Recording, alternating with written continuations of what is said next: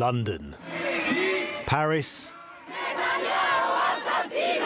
Rome, and Berlin. Just some of the capitals where every week Europeans showed their support. In some ways it makes me angrier than ever because the United States was able to force a ceasefire between Israel and Lebanon, and yet after 14 months and so much unbelievable devastation in Gaza, and the US has not forced Israel to stop what it's doing.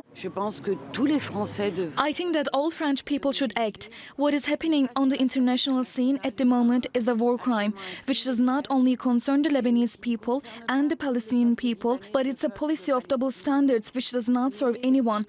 European countries still support Israel's right to self-defence, but in 2024 there was more criticism. In September, 13 EU states voted for a UN resolution demanding Israel end its unlawful presence in Palestine's occupied territories within 12 months.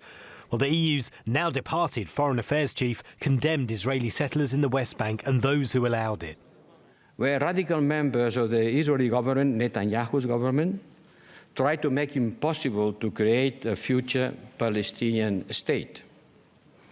A new front is being opened with a clear objective to turn the West Bank into a new Gaza. Radical members means these two, far-right ministers Bezalel Smotrich and Itamar Ben-Gvir. The UK is still considering whether to sanction them. And then there's Lebanon. When Israeli forces fired on UN peacekeepers in October, Italy's Prime Minister said, I consider targeting UNIFIL unacceptable, and I ask once again that all parties strive to ensure that at all times the safety of each of these soldiers is guaranteed. Some European states, such as France, Spain, Italy and Belgium, have reduced arms sales to Israel, but there's no EU-wide ban. While the European Union is Israel's biggest trade partner, in fact, the two have a trade agreement. Ireland and Spain want it suspended, but that looks a long way off, with EU countries split on their support for Israel. The situation is mirrored when it comes to enforcing arrest warrants issued by the International Criminal Court for Israeli Prime Minister Benjamin Netanyahu and his former Defence Minister Yoav Gallant.